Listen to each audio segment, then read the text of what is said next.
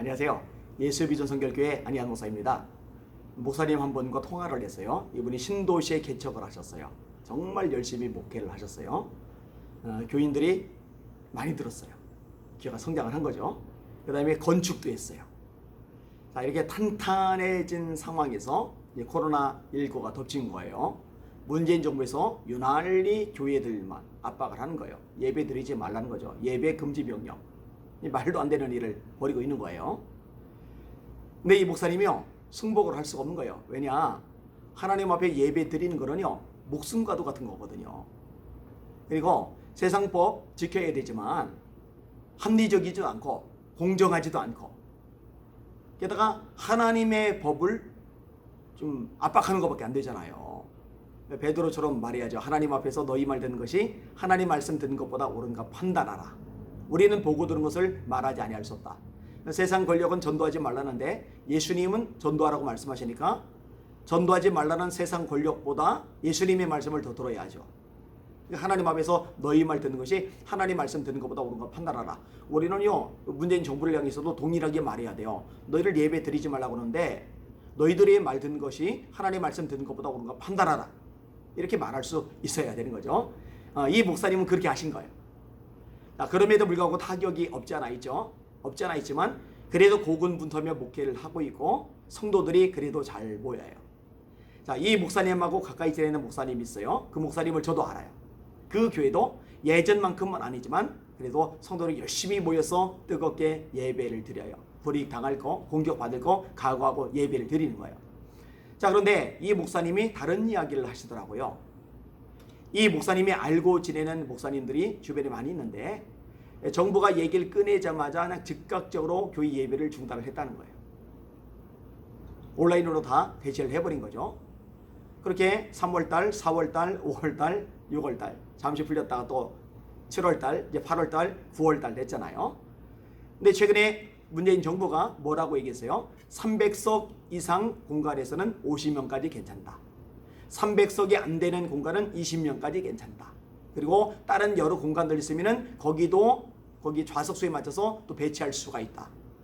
아니, 자기들이 뭔데 감히 예배 인원을 정해요? 자기들이 뭔데 감히 예배를 드리란 말라 이렇게 저렇게 하라 얘기를 해요. 어디 감히 예배를? 참 깝깝하죠. 근데 아무튼 이제 그렇게 나오니까 이제 좀 드려도 되겠지, 그 공간에 맞게끔 드려야 되겠지 하고서 예배를 드린다고 공지를 했는데요, 교인들이 안 오는 거예요. 정부가 허용한 수치보다 그거보다도 더 안 오는 거예요. 근데 이런 교회가요, 한두 교회가 아닙니다. 근데 그 목사님은 그 목사님이 경험한 것들을 이야기를 하는데 제가 경험한 바로도요 똑같은 거예요. 예배 안 와요, 사람들이. 제가 볼 때요, 심은 대로 거두는 거예요. 예배에 목숨을 걸라고 가르치면서 그 가르침을 그대로 지속적으로 실천해 왔다면은 그게 영향을 미치는데, 예배에 목숨을 걸라고 가르쳤는데 정작 정부가 압박을 좀만 가하니까 예배를 안 드리고 그냥 온라인으로 다 대체를 해버렸어요. 그리고 나서 다시 예배 드리러 나오라고 그러니까 안 움직이는 거죠. 이미 늦었어요. 후회를 진짜 많이 합니다. 괜히 그랬다고 뒤늦게 탄식들을 해요. 그런데 이미 늦어버렸어요. 저에게 예배 드리는 분들, 예배 드리러 오신 분들 중에 의사 부부가 계세요.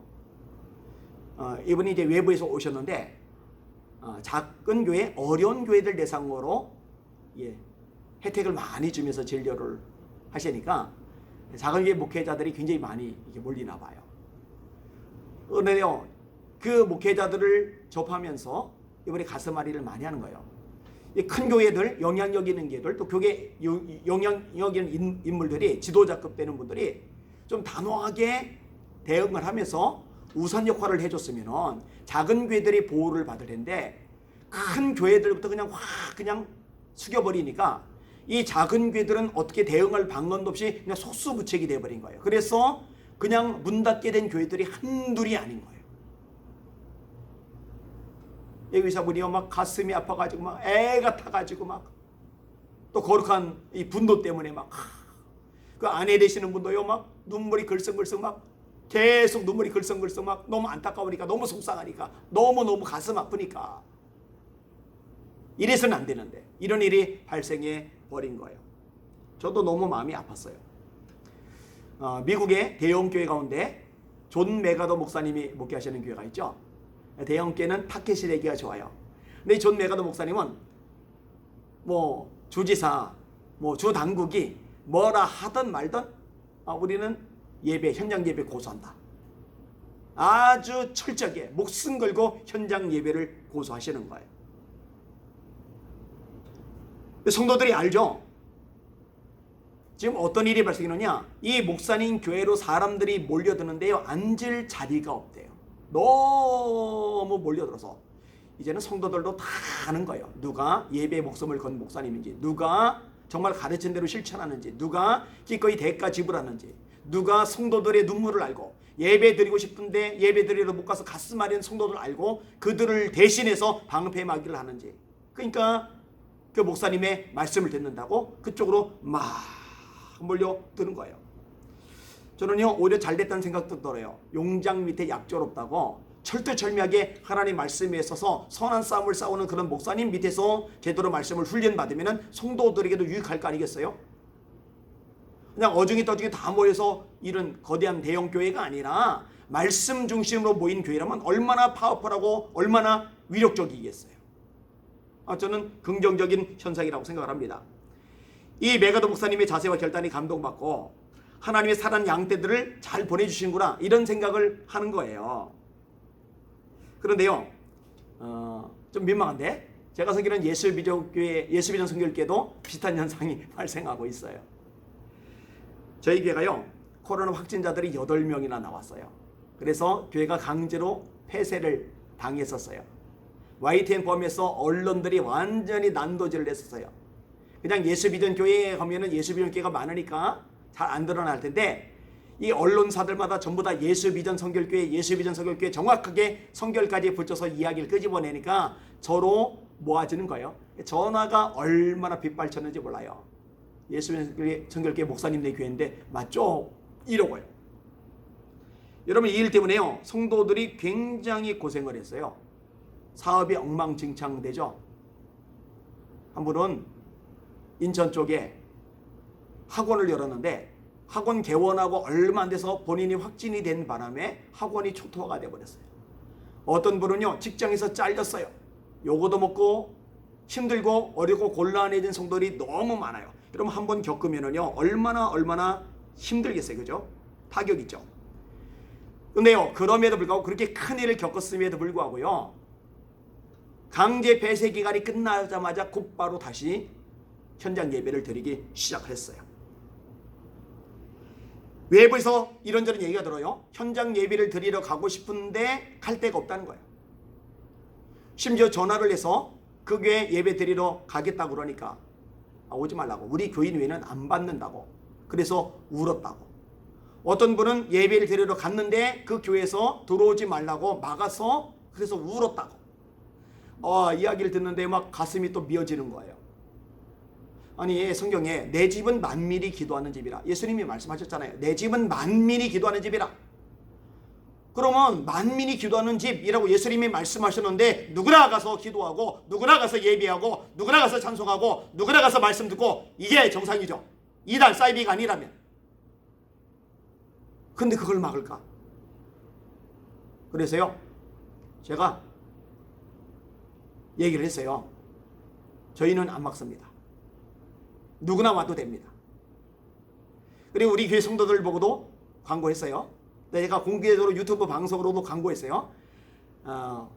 와서 확진이 되면은, 확진이 또 되지 않더라도 단속에 걸리면 벌금을 뭐 무느니 마느니 이런 얘기가 있는데, 그거 두려워서 예배 못 드리는 경우도 있거든요. 그거 걱정하지 말라고, 내가 대출 받아서라도 다 내주겠다고.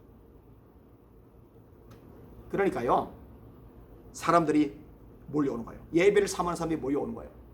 이천에서 몇 번째 벌써 오고요, 천안에서 여러 차례 오고요, 저기 남양주에서 오고요, 저기 의정부에서 오고요, 천지사방에서 몰려들어오는 거예요. 이번 주간에는요, 얼마나 많이 모여드는지요, 본당 다 채우고 찬양대석 다 채우고 4층 다 채우고 그 다음에 2층 교육관 다 채우고 1층 세미나실까지 다 차버렸어요. 그리고 그 예배 가운데 성령께서 얼마나 강력하게 역사하셨는지 여의도 순복음교회 오랫동안 다녔던 한 분이 오셨는데 그분이 옛날에 여의도 순복음교회 그 뜨겁던 성령이 불이 임하던 그런 느낌을 받았다고 그렇게 좋아서 막 팔짝팔짝 뛰세요. 근데 이런 분들이 한두 분이 아니에요. 저 역시도 성령의 강력한 임재하심을 느꼈어요. 얼마나 감사한지 모릅니다. 뭐 몇몇 청년들은 있을 공간이 없으니까 당회실에서 예배를 드리고, 근데 아직 지하 1층도 남아있어요. 뭐 더 오셔도 돼요. 거기서 예배를 드리면 되니까. 자, 이렇게 공개적으로 이야기를 끄집어내면 더 신고 들어가지 않을까. 그렇지 않아도 저희 교회에 신고 들어왔다고 공무원들이 오고, 또 공무원과 경찰들이 오고, 한 번은 예배를 드리고 있는데 공무원과 경찰들이 막 강제로 막 들어와가지고 예배 분위기 엉망 만들기도 하고, 그런 일을 겪었고, 황진자 나서 강제 배세도 겪었고. 그런데 만약에 왔다가 또 신고 들어오면 어쩌라고요? 만약에 들어온 외부 사람들 중에 확진자라도 있으면 어쩌라고요? 괜찮아요. 주님이 원하시는 대로, 주님이 기뻐하시는 대로, 주님이 말씀하시는 대로 순종하는 것 때문에 교회가 어려워지고 곤란해지고 요거도 먹고 비난의 대상이 되고 폐쇄를 당하면은 그건 영광이에요. 주님이 기뻐하실 일은 말이요. 팔복 중에 8장목 유명하잖아요. 의를 위하여 박해를 받은 자는 복이 나니 천국이 그들의 것임이라. 나를 인하여 너희를 욕하고 핍박하고 모든 거짓으로 너희를 거슬려 온갖 악한 말을 할 때는 기뻐하고 즐거워하라. 하늘에서 너희 상이 크밀이라. 너희 전에 있던 선지자들도 이같이 박해하였느니라. 성경이 말씀하시잖아요. 예수님이 말씀하시잖아요. 그대로 되면 되는 거예요. 그러면은 이야기를 끄집어내지 않으면 신고라도 덜 들어갈 텐데, 이야기를 끄집어낸 것 때문에 이렇게 공개적으로 방송을 한 것 때문에 더 드러나서 더 신고당하면 불이익 당할 것 아닙니까? 예, 그 말이 맞아요. 그런데 왜 이렇게 하는지 아세요? 이유가 있어요. 현장 예배를 드리고 싶어요. 그래도 드리고도 있어요. 또 드리려고 마음을 먹는 분도 있어요. 그런데 망설이는 분들, 움츠리는 분들, 약간은 좀 겁이 나시는 분들도 있더라고요. 그런 분들에게 제가 자극도 될 수 있고 또 도전도 될 수 있고 함께하는 사람이 있다라고 또 용기도 돼줄 수 있다고 생각을 해요. 만약 한두 분이라도 그런 분들이 생겨서 같이 예배를 힘있게 드리게 된다면, 또 안 드리던 예배를 드리게 된다면 얼마나 감사하고 얼마나 기쁘고 얼마나 바람직한 일이에요. 그것만으로 충분한 거예요. 탁회 때도 괜찮아요.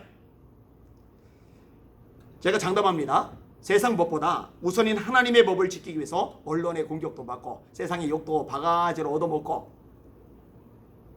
심지어 교회 내부에서조차도 내부 총질을 당하기도 하고, 그런 교회, 그런 목사님들 하나님께서 반드시 갚아주실 겁니다.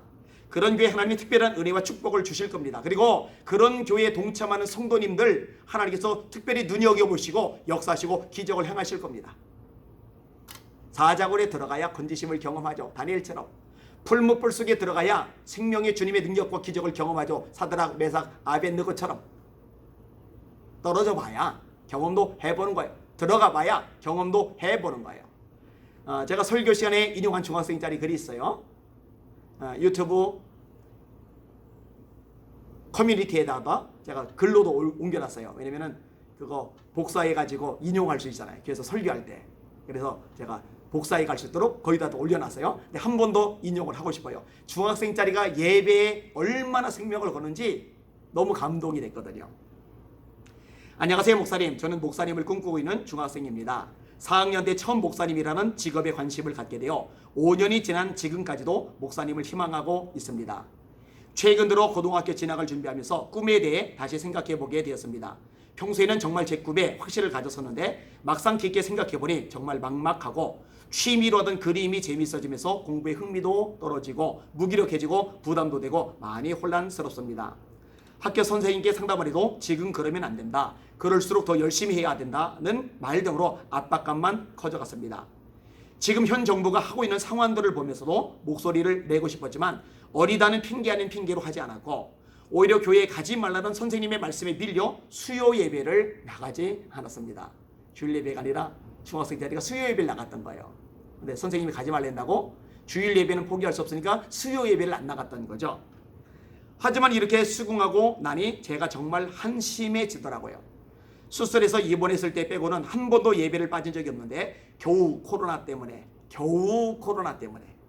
맞아요. 겨우 코로나예요. 패스트도 아니에요. 흑사병도 아니에요. 겨우 코로나 때문에 그렇게 중요시하던 예배를 빠진 것에 대해 내가 믿음이 이것밖에 안 됐나 싶기도 하고 참 마음이 복잡했습니다.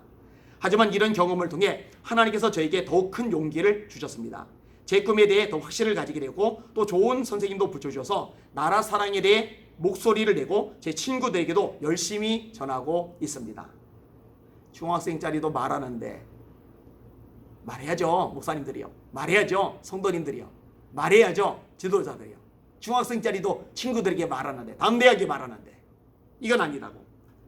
목사님이라고 하면 믿지 않는 영혼들을 구원한다는 것밖에 사명이 없다고 생각했는데 현 정부의 행위를 통해서 목사님의 사명이 얼마나 크고 무서운지를 깨닫게 해주셨고 더 기도로 더 예배로 열심히 드리며 할 수 있게 되었습니다. 이런 하나님께 영광 올려드리고 정말 감사하다는 생각이 듭니다. 그리고 저희 목사님을 통해 안희한 목사님의 영상을 보게 됐는데 정말 참 목사님이라는 느낌을 받았습니다. 이 시대에 목소리를 내주셔서 감사하고 또 감사합니다. 제 힘이 크지는 않지만 응원하고 저도 열심히 전하겠습니다. 주어진 자리에서 최선을 다하고 맡겨진 것을 감당하면 하나님께서도 크신 축복과 은혜를 주실 것을 믿습니다. 왜 이렇게 구구절절 얘기한지는 모르겠지만 그냥 목사님께 털어놓고 싶었습니다. 길고 두서없는 글 읽어주셔서 감사합니다. 제가 언제나 보이지 않는 곳에서 기도하겠습니다. 응원하겠습니다. 어떤 시련이 있더라도 함께 이겨내고 싶습니다. 정말 감사합니다. 건강하세요. 가만 보면은요, 왕 떨고 신하들 떨고 장군도 떨고 군인들 떠는데 어린 소년 다윗 통해서 하나님의 나라를 건지시잖아요. 원수 골리앗을 때려 눕히시잖아요. 하나님께서 이런 소년, 다윗 같은 이런 소년, 이 글을 보낸 이런 소년 같은 소녀를 통해서 우리 한국교회를 살려주시겠구나, 고쳐주시겠구나, 골리앗 때려 잡으시겠구나, 이런 확신이 들어요. 그리고 감사하게도 이 소년처럼 어리진 않지만 정말 주님을 위해서 생명 걸고 예배하는 사람들 있어요. 기도하는 사람들 있어요. 목소리 내는 사람 있어요. 싸우는 사람 있어요. 바알 앞에 무릎 꿇지 않는 사람들 있어요. 이는 저소에서라도 예배하려고 스마트폰 붙잡고 눈물로 찬양하고 눈물로 말씀 듣고 눈물로 기도하는 진짜 예배자들이 있어요. 하나님께서 그들의 예배를 통해서 그들의 기도와 눈물을 통해서 이 땅에 한국에 새롭게 기회를 주실 거 믿습니다. 욥의 고백을 상기시키고 정리를 해볼게요. 나의 가는 길을 오직 그가 아시라니 그가 나를 단련하신 후에는 내가 정금같이 나오리라. 이거를 나 대신의 기회로 한국교회가 가는 길을 오직 주가 아시라니 그가 단련하신 후에는 한국교회가 정금같이 나오리라. 정금같이 세워지는 저와 여러분들 되시기를 주님의 이름으로 축복합니다. 할렐루야. 기도 제목들